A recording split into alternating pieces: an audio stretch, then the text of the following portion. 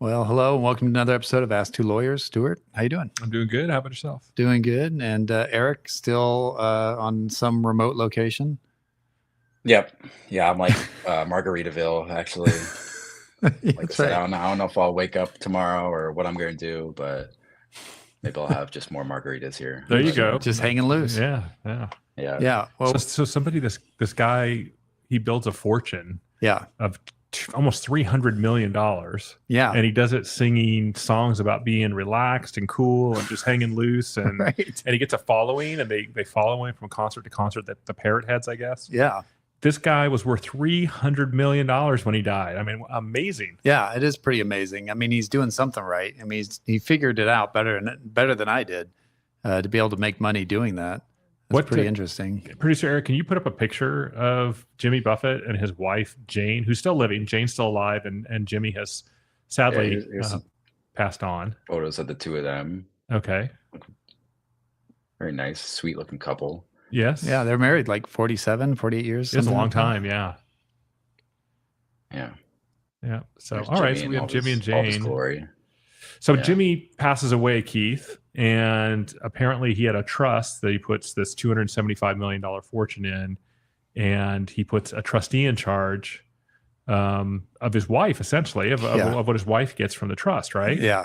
And so the trustee is kind of paternalistic, doesn't listen to the wife. The wife is asking for information and doesn't feel that she's getting answers to her questions. And so now there's two lawsuits that have come from this. There's a California filing where there's a filing here to remove the trustee here from California. It's filed in Los Angeles County. So he apparently lives in Los Angeles, or he's administering the trust in Los Angeles.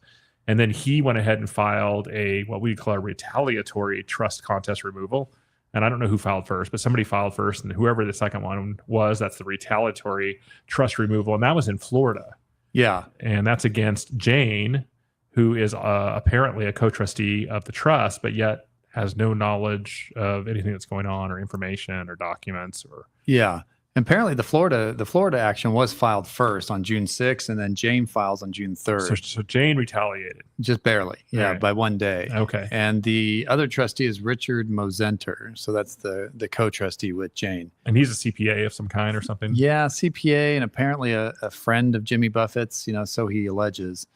And, how hard would that be? So you're married. So Jane and Jimmy Buffett are married for 47 years. Okay. And you're making decisions as a couple like you do, and you're going along in your life. Obviously, they're very well off.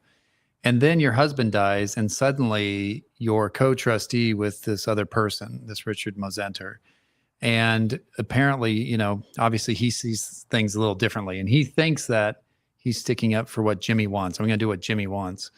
But how hard would that be for a spouse to suddenly have to deal with another person who, maybe is not as responsive to her or understands her the way her husband did? Well, it's not just that he doesn't understand her. First of all, she's going to have a very negative reaction to it. These are her assets as far as she's concerned. Yeah. She's been with Jimmy for 47 years. They've built a career together. I mean, obviously he I don't know if he was famous when they met or not. I'm assuming he was. But together they did things for 47 years. And now she's having a trustee tell her how much she can get of the money, how she can spend it or not spend it. Yeah. And also, he's not providing her information about what's according to her. I want information about where the bank accounts are, what's in the trust, what are these assets? What are you doing with the assets? And he's just blowing her off, according to her. Right. And so she's very frustrated as a beneficiary, because she was the wife of 47 years, had access to all these assets during her husband's lifetime. And now they've been completely shut off to her for the most part, other than a stream of income that is coming out. It's not a large amount. It's a small amount compared to the $300 million or so that the estate's worth. Yeah. The trust that she has is worth supposedly $224 million. And the trustee, this Richard Mosenter, is saying that it'll generate income to her of about $2 million a year, which doesn't make any sense when you figure, what's just 2% of $224 million is about $4 million. And yet she's only going to get $2 million of income. So she's confused. She doesn't understand what's going on here. And she feels like she can't work with this co-trustee, Richard. He, on his filing in Florida, said that, she's unreasonable, she's demanding, she doesn't want to work together, that she's causing all sorts of problems. So it's a typical thing you see in trust actions where the trustee doesn't get along with the beneficiary and vice versa. And, there you have it. But I want to just kind of talk about the assets for a minute. Sure. So the trust has 224 million of value. So 34 million of that is in real property. And it sounds like it's real property based on the complaints that probably isn't rented or something. Because one of the things that Jane wants to do apparently is sell some of the real property, which would make sense. Should free up some money. Yeah, and generate income. And then there's 85 million in Margaritaville, which is an entity, which is like a 20% interest in Jimmy Buffett's company. But the problem with that is that the trustee doesn't control when money will come out of that corporation, because the company, it can retain income as it sees fit for its business operations. Right. And I'm assuming that Margaritaville as a company is probably the company that sells all of the products that, Jimmy Buffett built, and they don't know when income is going to be distributed from that. So that's an iffy proposition as to how much income. And then there's 4 million of other entities. There's 15 million that they own in just airplanes. And that's just a percentage of the airplanes. So apparently they sold 4 airplanes after he died, but they must have a lot of airplanes. Sometimes you have to sell airplanes. It's a tough day, but sometimes you have to do it. There's 11 million in other investments. There's 2 million in musical equipment, 11 million in fine art, and 1.4 million in real estate partnerships, and then 5 million in vehicles. So Jimmy Buffett liked his cars. But if you take all of those different things, a lot of it doesn't generate income. So, 11 million in fine art, that doesn't generate any income. Vehicles, as I've learned the hard way, do not generate income. So about the only thing you have that generates income is this $11 million in other investments. And so it kind of makes sense. Well, what's 4% of 11 million? That's right around 600,000. And so, or 500 and some odd thousand. So, okay, so you have that, but a lot of these assets just aren't generating income. That's the problem, I think. It is. So where do you go from there? So first of all, Jane, I'm just letting you know, we do not have an attorney-client relationship with you, but we're going to tell you how to resolve this case. Okay, we're going to tell you how to fix this, and it's free of charge, except we're not giving you legal advice. Okay. So the first thing you should do is look at whether you should convert this trust to a unit trust. Okay, and what is a unit trust, Keith? So that's where, rather than getting just the income off of the assets, the beneficiary gets a percentage of the asset value every year. So it might be 4%, 5%, 6% of the overall. And you literally value the assets in January of every year, and you slice off 5% and you give it to the beneficiary. So it doesn't matter if it's interest income to the trust. Yeah. It doesn't matter if it's property that's appreciating or principal, we would call that. We're simply going to combine these two concepts into one and say, look, it's the totality of the trust. And we're going to take a little piece of pie every single year, 6%, 5%, 4% of the trust of $230 million. And we're going to give it to Jane, and she can, live the life she's accustomed to living while her husband was alive. And she can do that. And the trustee can do that. Now it's up to the trustee to raise those funds. And so, Jane can say, I don't care how you raise them. I just want my money every single year or quarterly or however it's paid. And so go ahead and set that up. So that's the first thing, Jane. It also doesn't have to be cash. Doesn't have to be cash. He could split off some of the interest from Margaritaville. Yeah. So you can have those valued and you can give them out to her. And so the first thing, Jane, we want to tell you is tell your lawyers to look at a unit trust, because a unit trust is an option. Take a look. California actually favors unit trusts. And there's a whole 3-4 probate code sections on unit trusts. When they first came out, people were a little confused by them, but I think people understand what they're doing now. And it resolves these issues where you have a trust like this, where it kicks off very little income. And that's what Jane's counting on every single quarter to come out so she can live a life that she's accustomed to living. And I think she should live the life that she was living when her husband was alive, right? Yeah, absolutely. And unit trusts are good for the trustee too, because the trustee, without a unit trust, a trustee has to look at these asset compositions and think, how am I going to generate income off of this? I have an obligation as a trustee to make sure the income beneficiary is getting something. So I'm going to have to reconfigure what we own. I'm going to have to sell, maybe I have to sell Margaritaville, who knows what. But with the unit trust, you don't have to do any of that. That all goes away. So it's good for the trustee. It insulates the trustee from exactly this, lawsuits. And you're going to have to sell something here, but it looks like we've got some more planes we can sell. We got some real property we can sell. There are ways to raise cash where you don't have to sell Margaritaville in a fire sale. You could actually take some time to figure out what that minority interest is worth and get the maximum value for it if you chose to sell it. And if you didn't generate income, it's no harm, no foul, because the beneficiary is going to get 5% of the asset value. So fine, you'll just kick off a little bit of the principal. Right. And so, it all works out with the unit trust. Right.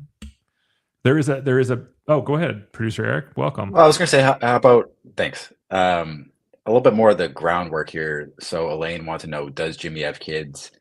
Yes, I pulled up this. So there's 3 kids too. Nice family here. Got a couple dogs. 2 girls and a boy here. They're all, so there's Savannah, 44. And there's Sarah, 31. And Cameron, who born 94, also 31. So yeah, and here's another question along the same lines. Is the co-trustee, that guy, Richard, also a beneficiary? And do you guys know who all the beneficiaries are in this? So no, the co-trustee Richard is not also a beneficiary. He's only a co-trustee, and the beneficiaries are Jane first, and then upon her passing, in theory, it would go equally to the kids. Except, but Jane does have what we call a power of appointment, which gives her the right to appoint the assets either to any of the kids. So she could leave it all to one kid, or a 50-50, or a third each, or anything she wants to do whatever among ratio, the kids, or charity. So she can redirect the entire estate to charity if she wants to. So she does have that power to appoint the assets. But if she doesn't exercise that power, then it does go to the children. Yes. Yep. Okay. Thank you. Yep. So the second thing that Jane could look at here is figuring out, is there grounds under the probate code, under California law, to basically do away with the trust altogether. So terminate the trust. To terminate it. And that's a difficult thing to do in a case like this because there are tax ramifications. But the reason I think it might be something that people could look into, Keith, is because of the power of appointment.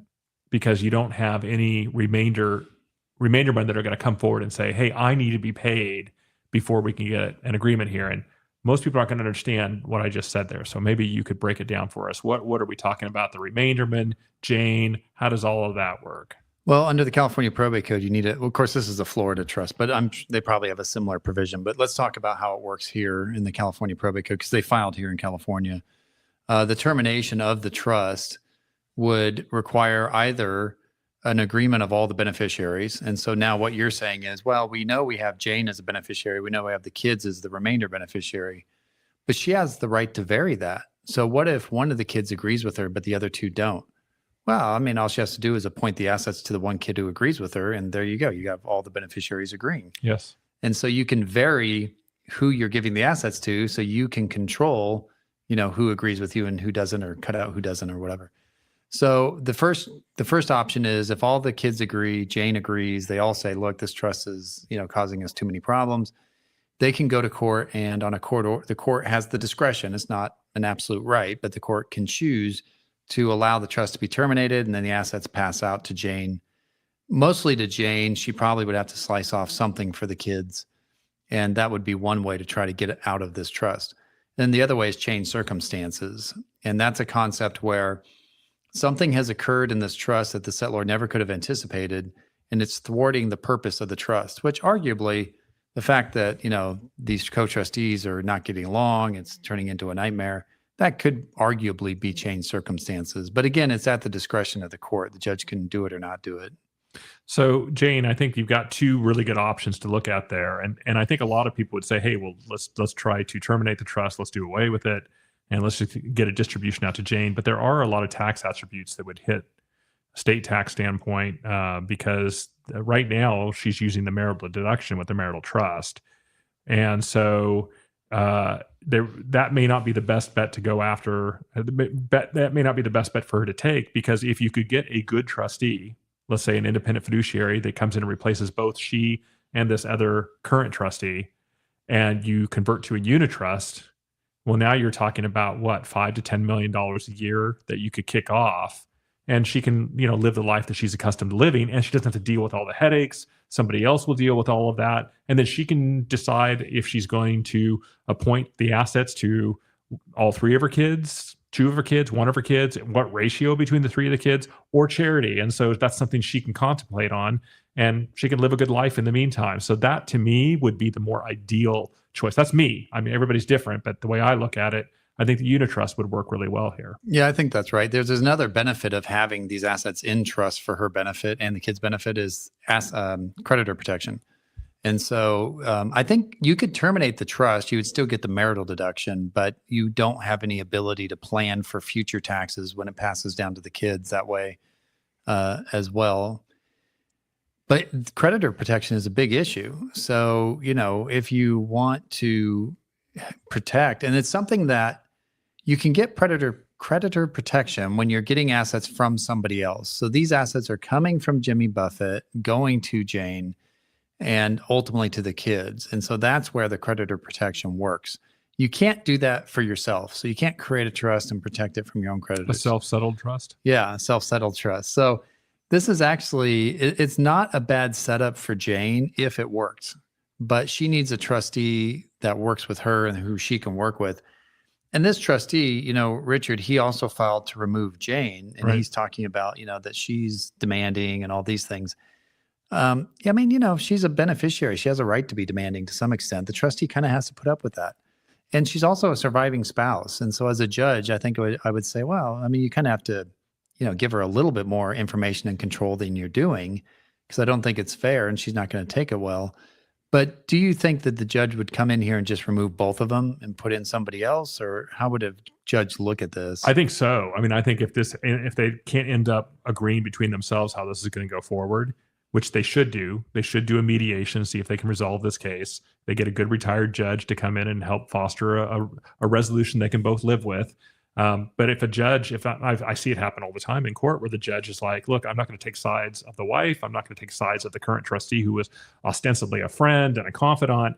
What I'm going to do is I'm going to appoint one of these really good independent fiduciaries that I have, that I know and see in my courtroom all the time. And they're honest people, they're good people, and they're going to do a great job administering this trust. And that's what I'm going to do. I'm just going to take the headache away. And then, Jane, good luck trying to remove that person if you don't like them, because the court appointed them. And that's where, again, these two parties have a little bit of power right now, in the sense that they can agree to go to an early mediation to see if they can resolve the case.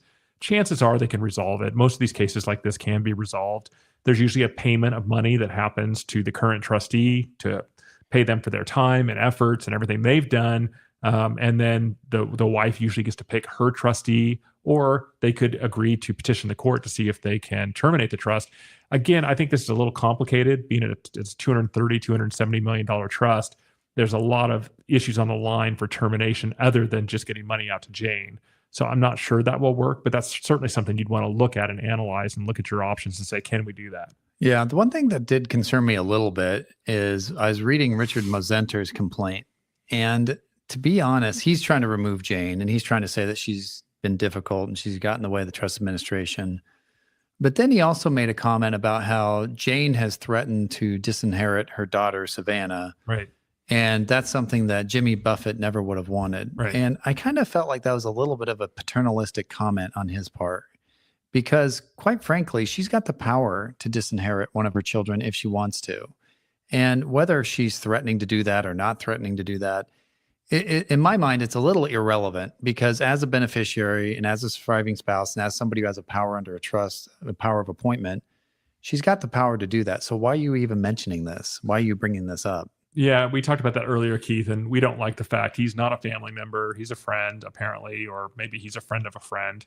Don't attack the wife, and don't try to make her look bad in front of the court. She has a right to appoint this money, this large amount of money, to any of the 3 kids any way she wants, and including one or both or all 3 of the kids if she gives everything to charity. It's completely up to her. She has complete discretion. And to point out that, she's a bad person for doing this or whatever, Jimmy Buffett created this trust, and we in the law say that he understood when he signed the trust that this was what he was giving his wife of 47 years, the ability to appoint the assets when she's done with them. So there's kind of a 2-step analysis here. It's how are the assets used during her lifetime, and does she have access to the assets? And that's where the unitrust comes in so nicely. And then what happens after she passes? Well, that's between her and the trust document, Yeah. and what the power she has under that. And for this guy to point out that from his standpoint, this is just wrong and Jimmy wouldn't have wanted this, I don't think it's appropriate. No, I don't think so either. And there's something else that Jane alleged in her petition that kind of bothered me, if it's true, which is she said that this Richard and his accounting firm completed the estate tax return and they gave it to her with only 3 days to review it before it had to be filed. Right. Well, an estate tax return is a very complicated document. And especially an estate tax return for a $224 million estate, you've got appraisals, you've got discount appraisals, you've got all sorts of intricate tax issues, you've got marital deduction elections. For an expert to review that, you would need more than 3 days.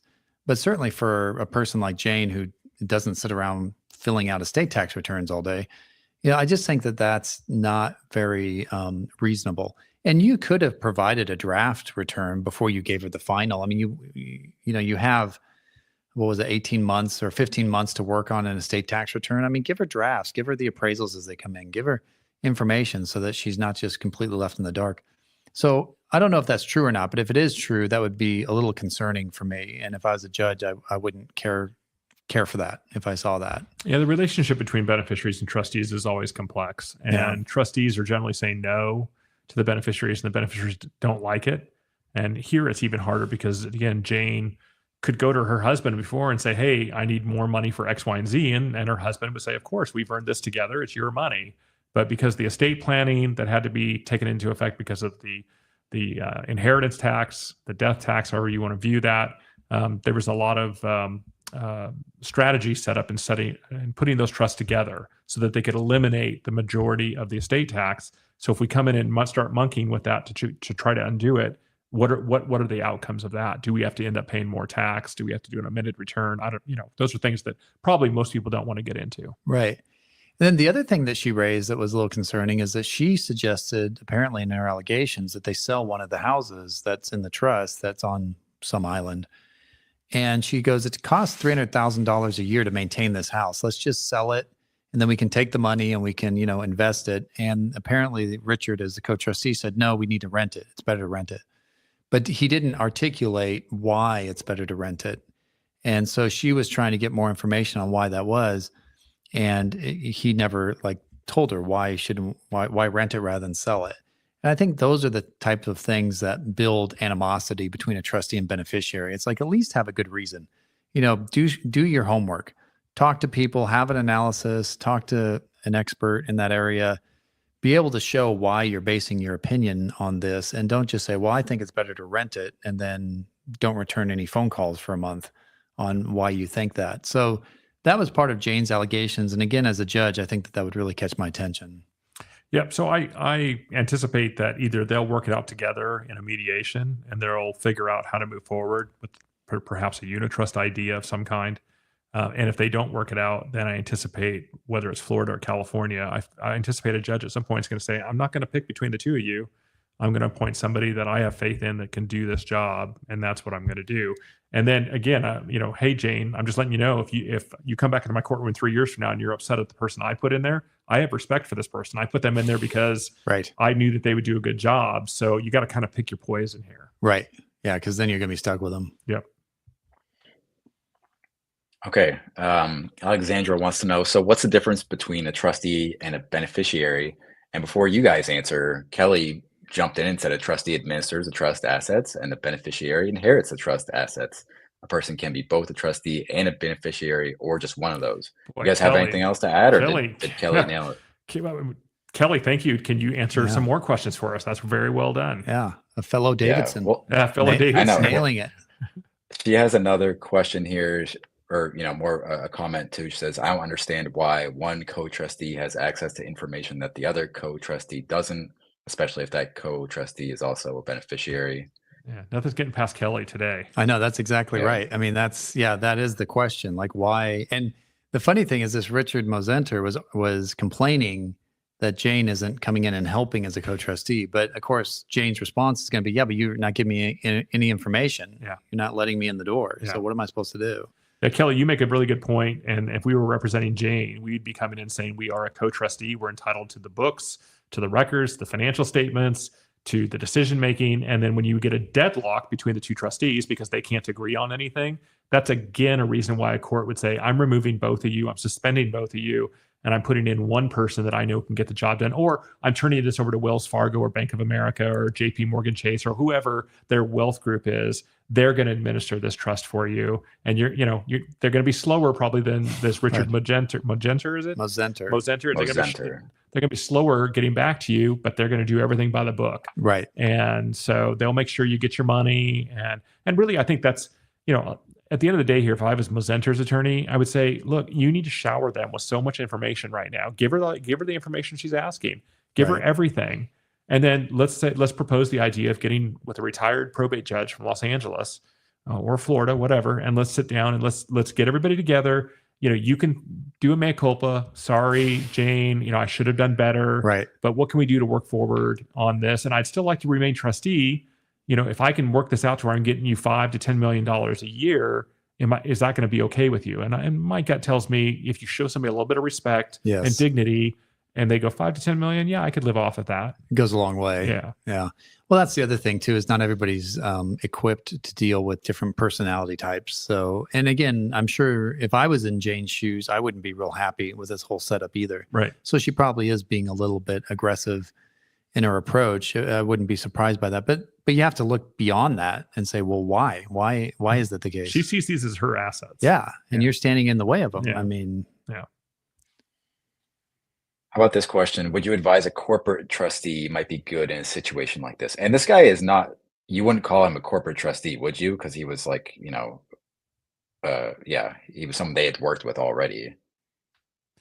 Yeah. So Keith, there's corporate trustees and there's private professional fiduciaries. Do you want to break that down? The corporate trustee is actually an entity. So like Bank of America has a trustee division, Northern Trust, First American Trust. These are actual companies that operate as trustees. Typically, a corporate trustee will not take over a trusteeship of a trust unless it's north of $5 million of investable assets.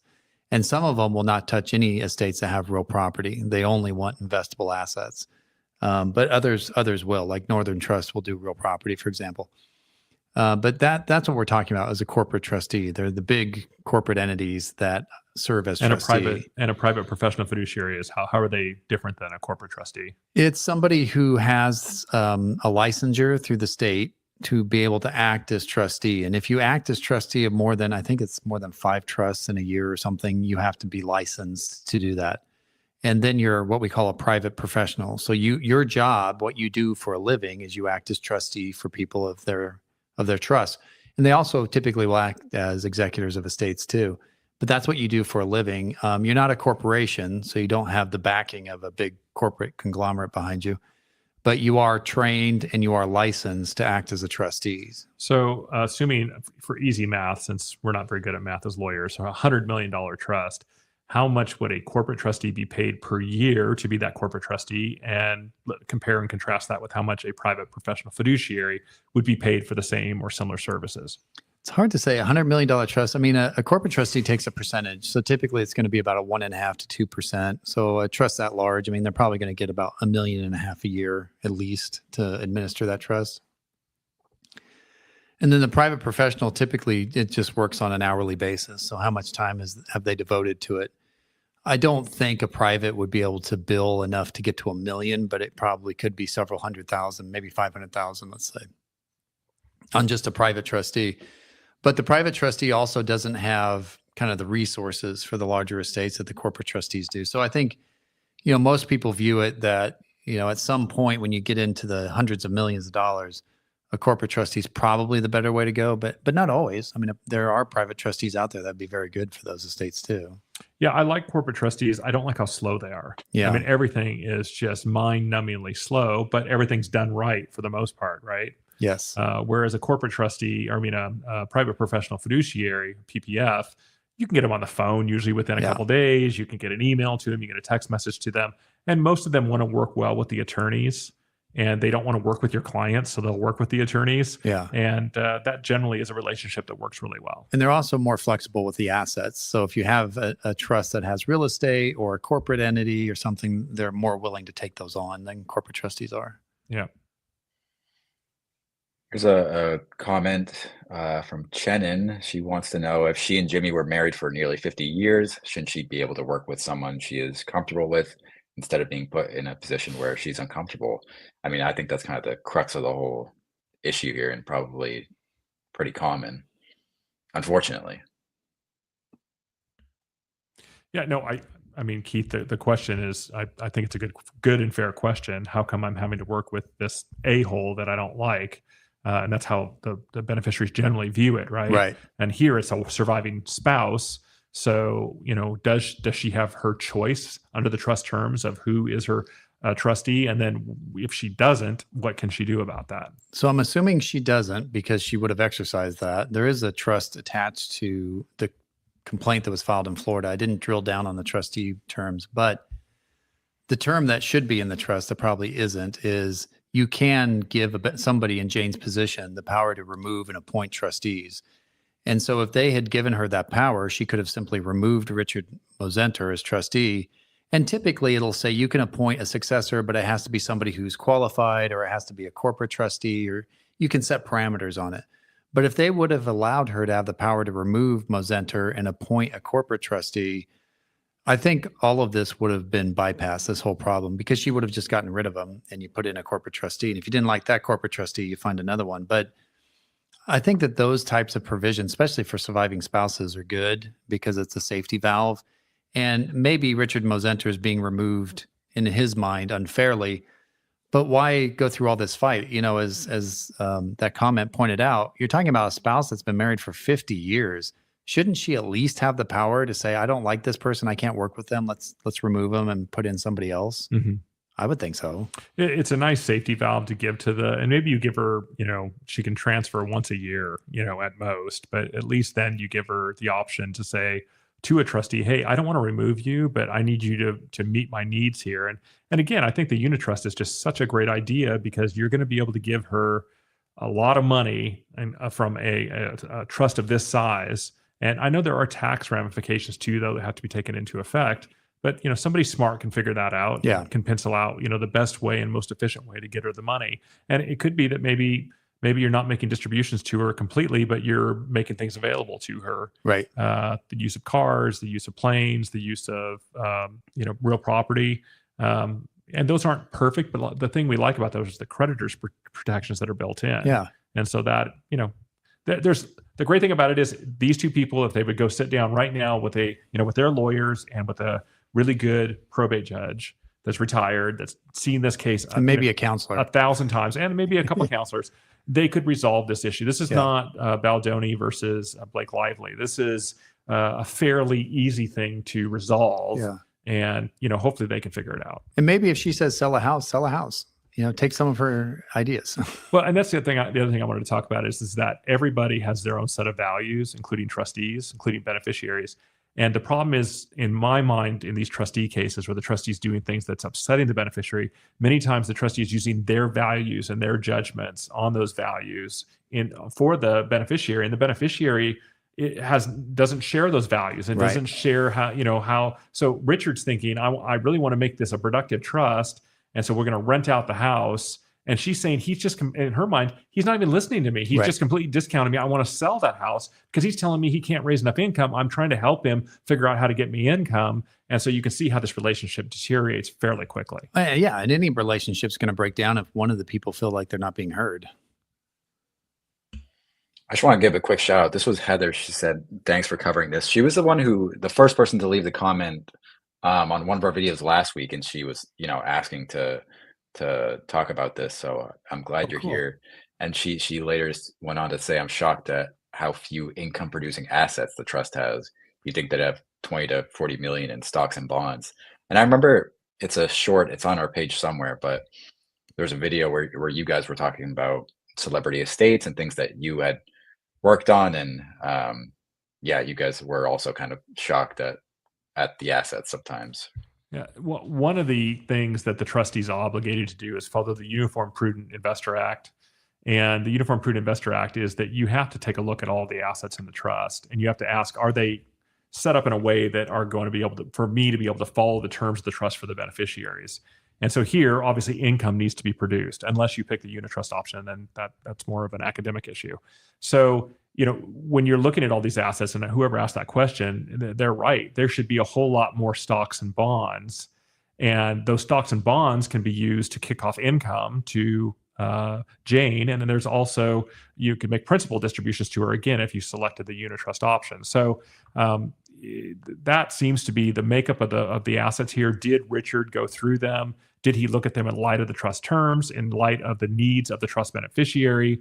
Did he call the trust beneficiary? I mean, we ask this in deposition of trustees all the time. Did you call the beneficiary and ask them what their needs were? And no, 99.9% of the time, the trustee never called the beneficiary. And I would say, why are you afraid of this person? Call them up, talk to them. You never know. They might actually like you and you like them, and it'll make this relationship a lot better going forward. Or you ask the trustee, because you mentioned the Prudent Investor Act. Do you have an investor policy statement? Oh, crickets.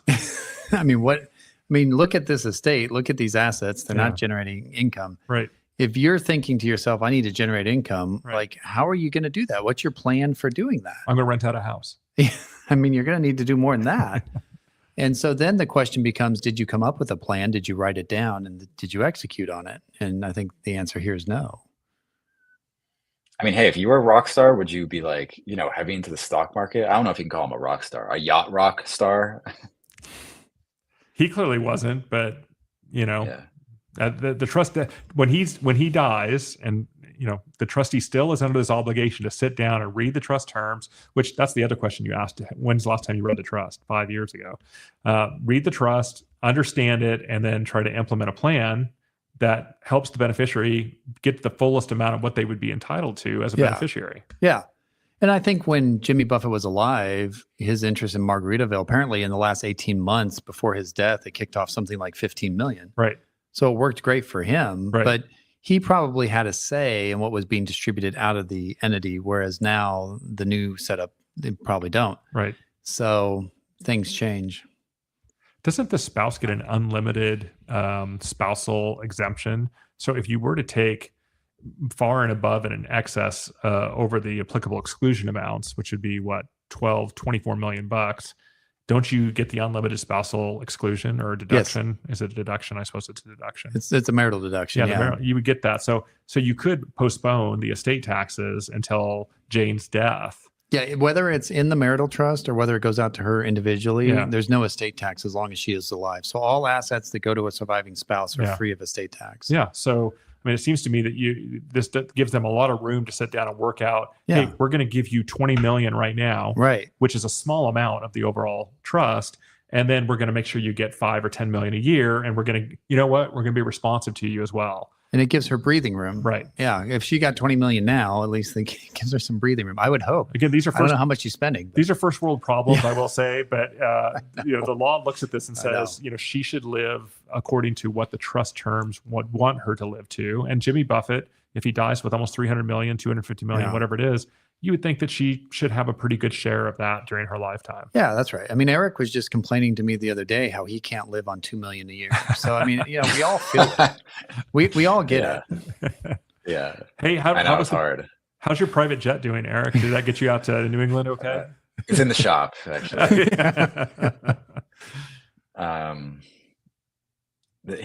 I was editing a video from you guys, and it said, you guys had kind of said, after someone passes and it's been a year or two, then when people might not hear the right things or something might seem fishy, that's when you might want to talk to a probate attorney or consult them. So Kelly says Buffett died in September 2023 and co-trustees are suing each other in June 2025, a year and 3/4. How long typically will the court take to resolve the issue? I mean, you're talking about 2 filings to remove trustee. This is the good old-fashioned trustee removal, 2 trustee removal cases. So what in 2 different jurisdictions. In two different jurisdictions. They're going to argue over that too. So what are we looking at time-wise here, Stuart? Is this going to get wrapped up in a couple weeks? No, it's going to be another 1.5 to 2 years. And again, that's why it's, in my mind, good counsel, hopefully by both of these people. Let's go to an early mediation. Let's get a good judge. It's collaborative, and that judge is going to go back and forth between the rooms. People's needs will be addressed, and hopefully they can get to a resolution. That's what they really should get to, because there's enough money to give to her to make her happy. And again, I'd forgotten about the spousal. I haven't done estate planning in such a long time. She gets a complete, she can shelter all that money until her death. So why not give her the assets? Or some portion of them, anyway. Not all of them, but some portion of them where she's happy, and then give her, make sure that annually, quarterly, however you measure it, that she's getting a certain amount of money that she can count on come rain or shine. And then you're just the trustee making sure that all of that can happen. And that's a beautiful thing. And of course, I saw a question, and Eric, you may have flagged it. And the question was, well, can he dip his own hand into these assets and use them for himself? And people are surprised to find out. The answer to that is, well, yes, because they're the trustee is the legal owner of the assets, but that wouldn't make it right. You can't do that. That's stealing. We call that theft, and you can go to jail for that, right? But trustees all the time. We have a case right now where the trustee over a 10-year period took, $1 million or more from a trust, and they used it for themselves. And the reason they could do that is because they're the ones signing on all the accounts.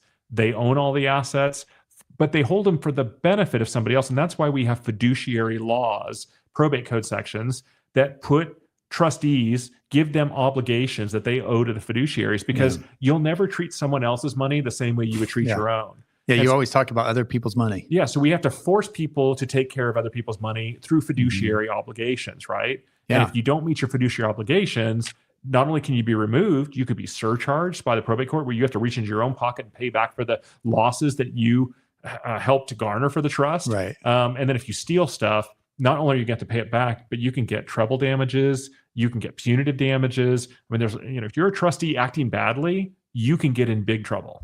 Yeah. I mean, it's always easy to do that with other people's money. I have no problem spending your money, but when it comes to my money, it's a little different.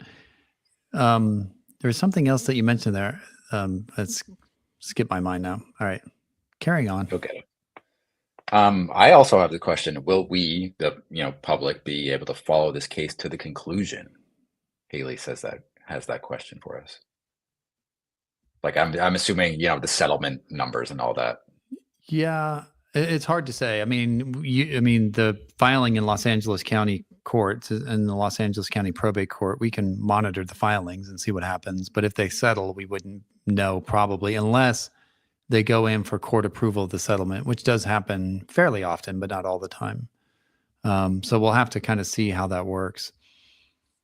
Yeah, like I keep looking. I always will search for Robbie Robertson, and we did a video on him. I think it was back in September, another musician, and I haven't seen anything yet. But one of the questions from Kay Fitch is, would that be a criminal charge too? And this is kind of interesting. It's a great question, because it's something we ask as well.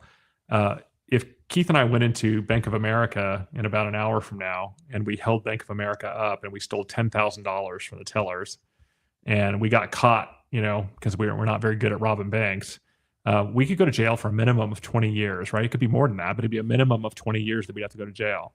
But if you're a trustee, you can take hundreds of thousands of dollars out of a trust, and chances are the prosecutor's office won't take the case. Now, sometimes they will, because the prosecutor's office is going to say, number one, we're dealing with murders, rapes, and horrible, horrible things. And if somebody stole some money, go and sue them and see if you can get the money back.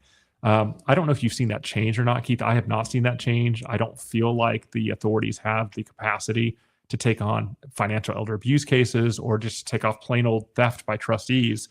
You can report it, but they generally don't do a whole lot about it. I think that's right, especially when the trustee is also a beneficiary, because I think they view it as, it's a civil matter. Right. You're just upset by, that they distributed themselves too much money or something, work it out in the civil court. It's not criminal. So the moral of the story is, don't be a bank robber, become a trustee. Be a trust robber. Be a trust robber.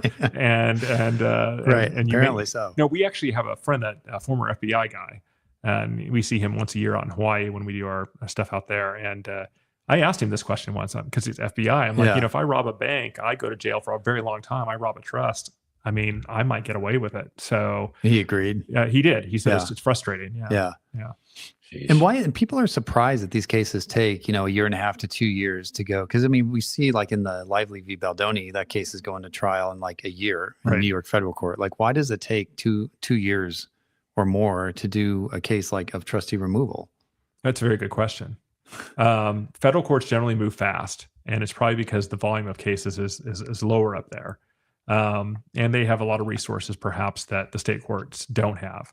State courts, I know that we went to a seminar last year when the judges put on for us, and they said the average judge in Los Angeles is covering 1,000 cases Per judge. per judge. That's insane. And so when you go into a judge's calendar in the morning and you see 80 cases that need to be talked about from 9 to 10, that's less than a minute per case, right? Yeah. And that just getting the lawyers, we're all old lawyers, just getting us up and to the table can take 20, 30 seconds because we're Right. old. And so I feel for the state court system. We either need to put more money into it, which nobody wants their taxes raised. We need to figure out to hire more judges. We need to get more people that can support the judges that we currently have. And have more courtrooms. I mean, to get a jury trial right now, if you file a case right now in Los Angeles, if you get a jury trial in 3 years, you're doing great. There's other counties, I won't say their names, where you could be 4 or 5 years. And even then, they may just sit you so you don't expire on the timeline to bring your case to trial and then continue you out and you're another couple of years. I mean, it can be really bad. Justice is tough. Yeah. I know that we've talked a little bit recently in the Baldoni case about, people are saying they want justice. And you talked about that today. I mean, you want to share some thoughts on that? Well, because somebody left a comment on our video, which I thought was really interesting. Apparently they're from Germany, because they said in Germany, we have a saying that justice is different from a personal perception of justice. Right. Meaning that there's kind of an objective justice. So the law looks at this, the judge looks at it, makes a ruling. Right. But on a personal level, we all have our own views of what is just and what is not just, which is very subjective. It's subjective to the position, especially when you're a party in a case. And we've had instances where, we've been parties in a couple lawsuits.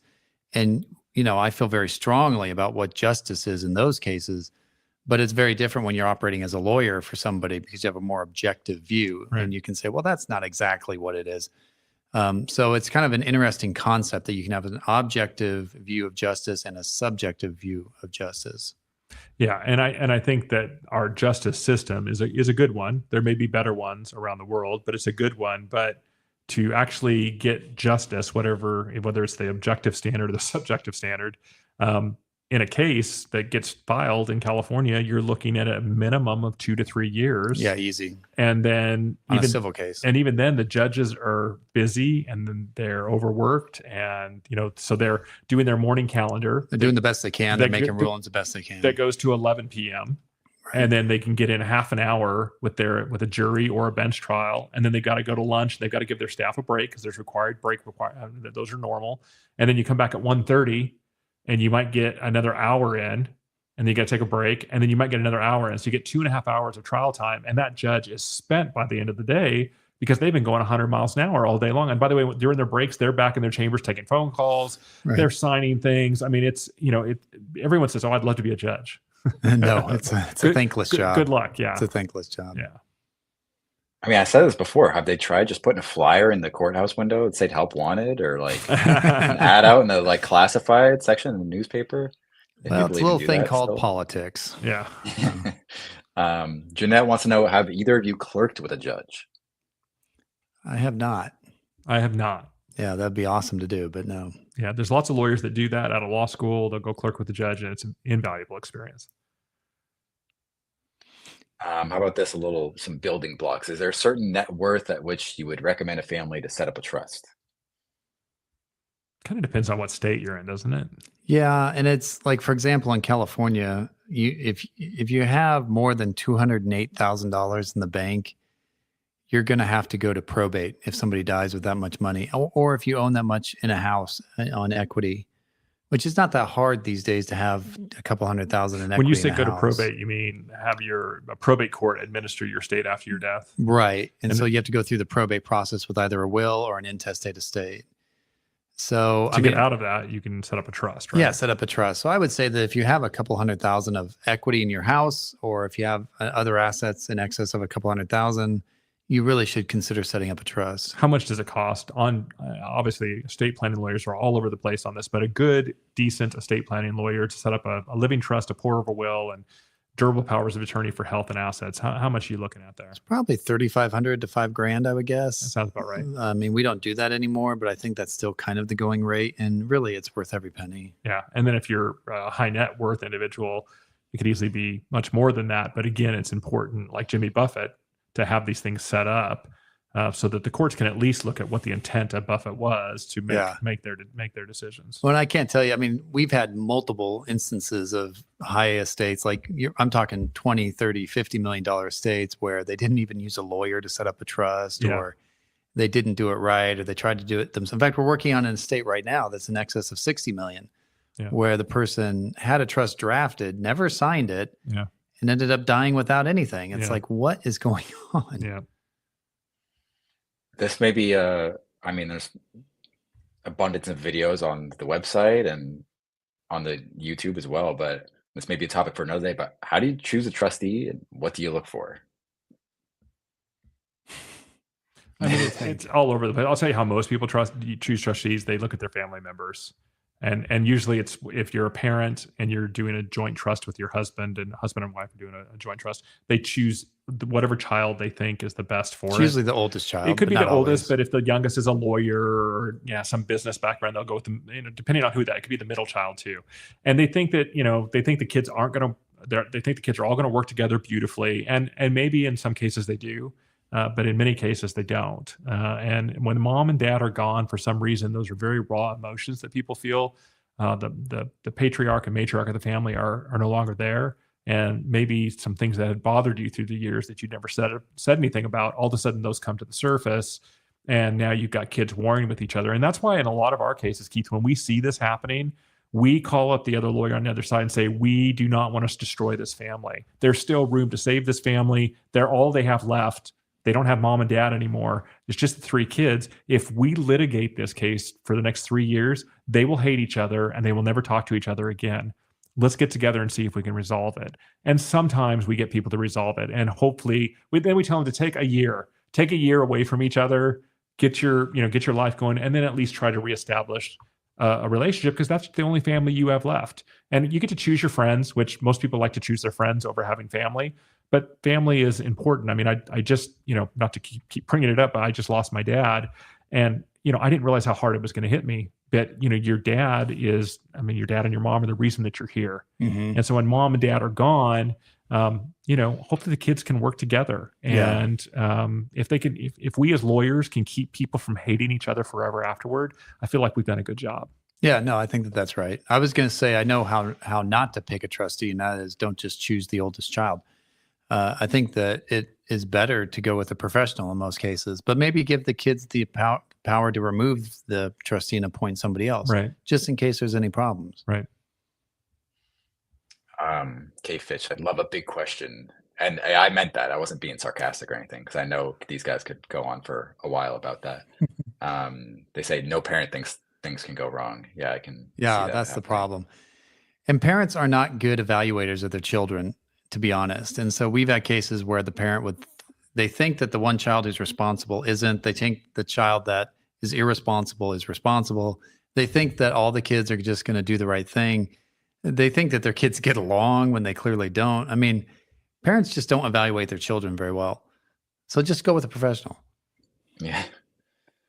Well, cool. I was going to wrap up with some positivity here. Alicia says it's vaguely refreshing or endearing how normie and trusting these guys are.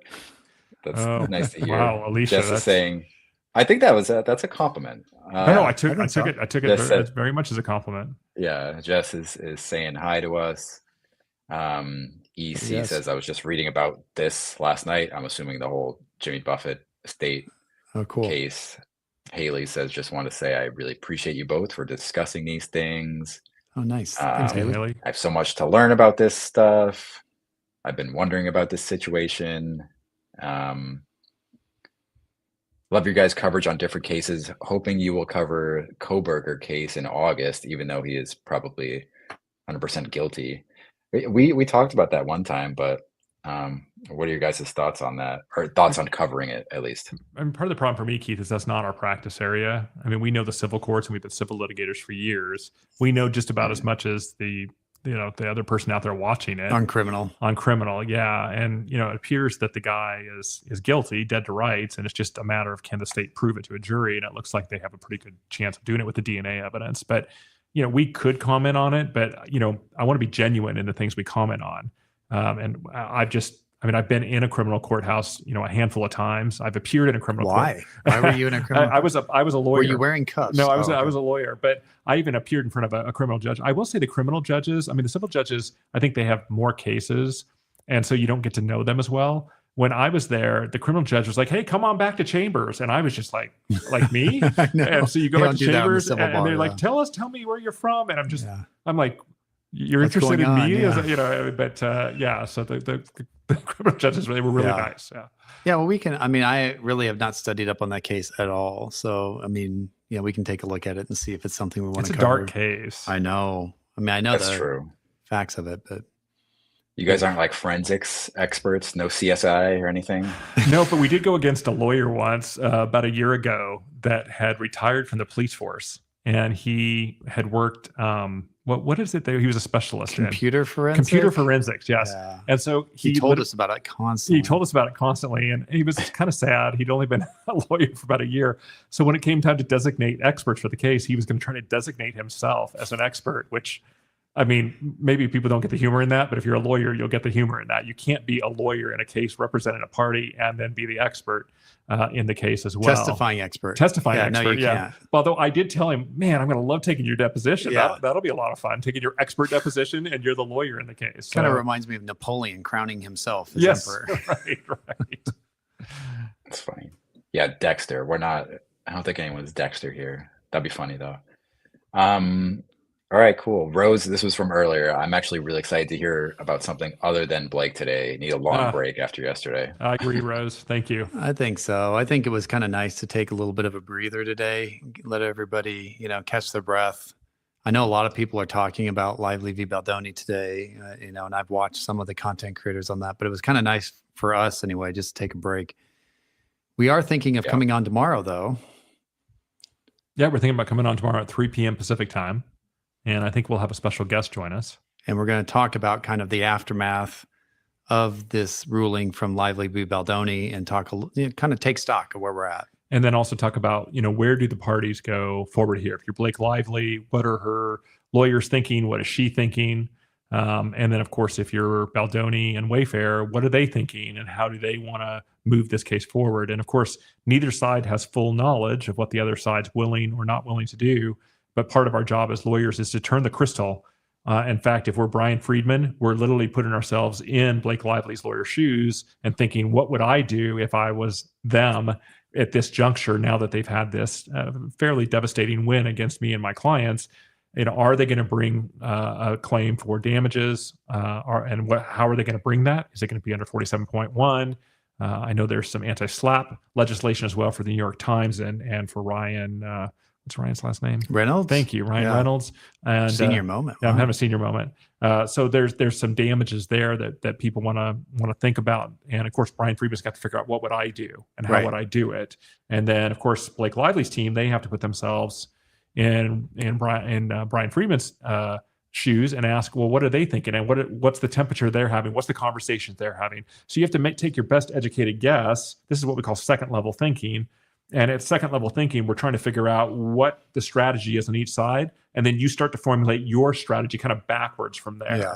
And then you try to execute the best you can. And on the Lively side, you have to be a little careful not to let this go too much to your head just because the case isn't over. You still got a lot of work ahead of you. No gloating. You can never gloat when you win. Always be, I remember a lawyer that's still practicing today. And he told me when you win, you walk over and you offer your hand to the other side, no matter how hard, heated it was. Because when you're the winner, you have to do that. If you're the loser's not going to walk over and shake your hand. So you have to be willing to do that. And I've had a couple of lawyers in my career, Keith, that I've gone against, and you'll know who I'm speaking of, where, if it was legal to kill somebody, I might have thought about it because they're just, drove me nuts. Mm-hmm. And one lawyer took us all the way to a jury trial, and we did a closing statement. I remember that lawyer was just awful to me during that whole 3-4 years that I was building up to that jury trial. So we got the jury trial and we finished that up. And I remember I finished my closing statement, and I get to do a reply because we were plaintiffs. So I get to go first, then he gets to go, and then I get to kind of do a capstone. And he said some things in his, when he got to go, he said some things that weren't supported by the evidence. And he also said some things that were inappropriate. And so I just pointed those out to the jury as I stood up there. So the case is over, and the court puts the jury back into the room for deliberation. Mm-hmm. And this lawyer, I get up to collect my stuff, and I turn and I look, and he's walking right at me, and I'm like, what's he doing? Yeah. And he sticks his hand right in my gut, and I grab his hand and I shake his hand, and he goes, "You did a hell of a job in this case." And I'm just thinking, I thought this guy thought I was a loser, and all of this. So we get called back to the courthouse about 2 days later. Yeah. And the jury comes out, and they gave a multi-million-dollar award to my clients, which of course I was thrilled about. Yeah. Happy for the clients because it was a hard-fought fight. And he came up, he didn't come up. That's when I decided I'm going to come up over to him because, that's a loss. And I went over and I shook his hand again, and I thanked him, for, I guess you kind of make stuff up at that point, thank you for, being a good opponent and all of that. And he looked up at me and he says, "I've been doing this 30 years and I've never had a $1 million verdict against me, much less this verdict." Oh, wow. And he's like, "This one's going to stick, this one's going to hurt." And I said, "Well," I think you did a good job. And you say all the right things. And, I guess you walk away feeling good about that. But, there was a time during the case where I wanted to grab the guy and wring his neck. So, I know. Yeah. But it was kind of a class act to at least hold out his hand afterwards, I guess. Yes. Yeah. Yeah. That's great. Well, we can end on this. Little League lessons apply forever. Yeah, shake hands. That's true. Like in hockey, one of my again, people hate when I make sports references, I think, but hockey, the Stanley Cup Finals, those guys are going at it, and I think it's the only sport where they all shake hands. They do the handshake line at the end. So, yeah. Hey, is hockey, is that a professional sport? I know it's a small market. That's a story, or that's a topic for another day. But they're so bad at marketing themselves as a league. I was a Kings fan when I grew up in Riverside, California, and I remember we had Wayne Gretzky and Marty McSorley. He was the enforcer. He was this big guy, and man, I loved watching hockey in the day. And for some reason, I just I got busy in life and I never gone back to it. But I really liked Wayne Gretzky a lot. What a great player. Yeah, he's the best. I think it's one of the best live sports to watch. Yeah, it used to. But the ferocious hits, those guys. It makes the NFL look kind of like clean, because there's some hard hits in the NFL, no doubt. But when you're skating 20, 25 miles an hour and run into somebody, wow. Yeah. Yeah. Well, yeah, good tease on the show tomorrow. We can look forward to seeing everyone there. Awesome. All right, we'll see you guys tomorrow at 3 p.m. Take care. All right, take care. We don't just talk about the law, we practice it. At Albertson & Davidson LLP, we're dedicated trust and probate litigation attorneys fighting for abused trust and will beneficiaries. If you're facing a trust or estate dispute, visit aldablaw.com to see how we can help. And don't forget to join our jury pool by liking and subscribing. See you next time.